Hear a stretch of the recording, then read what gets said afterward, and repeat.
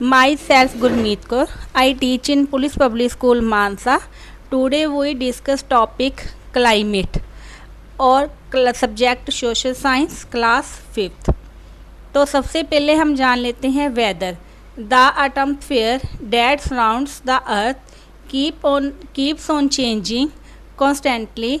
The condition of the atmosphere at any given time is called the weather of a place. कहते जब भी धरती के आसपास जो भी कभी भी अचानक से मौसम में कोई चेंजिंग हो जाती है तो उसको हम क्या बोलते हैं, उस जगह का वेदर। तो the basic factor that determine the weather of a place are as follow. जो किसी भी जगह के वेदर को कौन कौन से तत्व इफ़ेक्ट करते हैं, जैसे एटमॉस्फेरिक प्रेशर मतलब नंबर, टेम्परेचर ऑफ एयर हवा का तापमान, ह्यूमिडिटी ऑफ एयर हवा में नमी, प्रेसिपिटेशन कुछ हद तक, क्लाउडनेस बादल, विंड एंड ब्रिज हवा और मधुर हवा। तो इसलिए सबसे पहले भी हम जान लेते हैं वेदर क्या है। What is whether? Weather is the condition of the atmosphere over a short period of time at a particular place. It may change from day to day or even hour to hour. कहते हैं weather एक अजਿਹੀ condition है जो कहीं किसी भी particular place का एक शॉर्ट पीरियड बहुत थोड़े समय के लिए होता है और ये डे टू डे भी चेंज होता है और आवर टू आवर एक घंटे घंटे में भी चेंज होता है। कई बार हम लोग देखते हैं एकदम में बारिश होने लगती है, एकदम में क्या हो जाता है धूप निकल आती है, एकदम में हवा चलने लगती है और एकदम में हवा रुक जाती है। नेक्स्ट है what is the climate? Climate is the average weather condition of a place over a long period of time. Climate affect the lifestyle of a larger area. It influences our housing, food, clothing and transport. अब climate क्या है? Climate एक average weather condition है जो किसी भी जगह पे अ लॉन्ग पीरियड ऑफ टाइम बहुत ज़्यादा लंबा समय रहती है। क्लाइमेट जो इफ़ेक्ट है वो हमारे पूरे के पूरे लाइफस्टाइल को, उस एरिए के लाइफस्टाइल को इफ़ेक्ट करता है। जे हमारे घरों के खाने में, कपड़े में, ट्रांसपोर्ट में सभी को इफ़ेक्ट करता है। जैसे जब ज़्यादा सर्दी पड़ती है, 3-4 महीने ज़्यादा सर्दी पड़ती है तो हम वूलन वगैरह के कपड़े डालते हैं। जब गर्मी पड़ती है तो हम क्या करते हैं, कॉटन के कपड़े डालते हैं। अभी है क्लाइमेट जोन। क्लाइमेट जोन क्या है?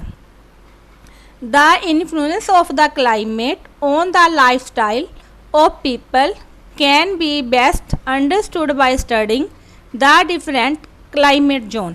अगर हमें कि लोगों के लाइफस्टाइल के बारे में पता करना है भी कौन से एरिए में कौन से लोगों का कैसा लाइफस्टाइल है तो हमें क्या करना है, सबसे पहले हमें जो डिफरेंट क्लाइमेट जोन है उसके बारे में नॉलेज होनी चाहिए। According to a recent cord of bureau of Indian standards the country में be divided into 5 major climate zone. Bureau of Indian standard के रिकॉर्डिंग उन्होंने हमारे देश का जो क्लाइमेट है उसको 5 मेजर पार्ट में डिवाइड किया है। फर्स्ट है हॉट एंड ड्राई मतलब गर्म और खुश्क। The hot and dry zones lies in the western of central part of India. ये हमारे इंडिया का वेस्टर्न वाली साइड का सेंटर पार्ट है जिसमें जैसलमेर, जोधपुर और शोलपुर जैसे शहर आ जाते हैं। नेक्स्ट है वार्म एंड ह्यूमिड मतलब गर्म और नमी। The warm of humid zone cover the coastal part of the country. ये हमारा कोस्टल पार्ट जो समुद्री एरिया के पास वाला पार्ट है हमारे देश का उसको कवर करते हैं, जैसे मुंबई, चेन्नई एंड कोलकाता। क्योंकि यहाँ पे एकदम में बारिश आने लगती है और एकदम में क्या होता है, बारिश रुक जाती है। नेक्स्ट है टेम्परेचर। टेम्परेचर क्या है, Pune and Bengaluru are the example of cities that fall under this climate zone. ये पुणे और बेंगलुरु एग्जाम्पल्स हैं शहर की जो टेम्परेट के अधीन आती हैं। आगे है कोल्ड। कोल्ड मतलब बहुत ज़्यादा ठंडा। Generally the northern part of India experiences this type of climate. ज़्यादातर भारत का उत्तरी भाग इस कोल्ड वाले क्लाइमेट जोन के अंडर आता है। नेक्स्ट है composite. The composite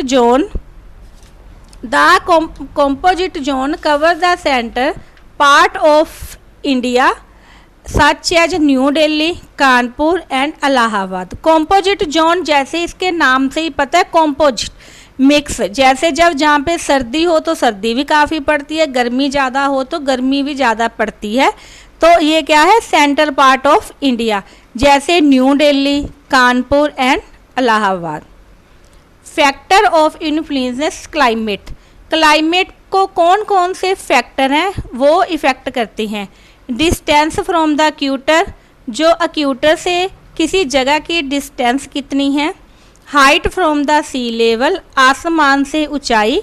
direction of the wind, हवा की दिशा। डिस्टेंस फ्रॉम द सी, समुंदर से ऊंचाई, समुंदर से उसकी दूरी। ह्यूमिडिटी, नमी। और अभी इसका एक करंट इफेक्ट भी चल रहा है, वो क्या है, ओशन करंट, समुद्री प्रभाव।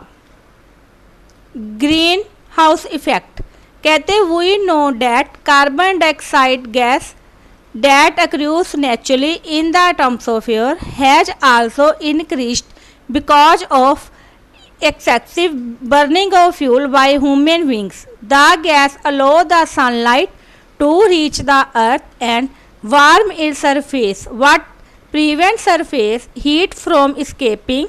This greenhouse effect raises the temperature of the atmosphere. जैसे हम लोग जानते हैं जो कार्बन डाइऑक्साइड गैस है वो नेचर को काफ़ी ज़्यादा इफ़ेक्ट करती है।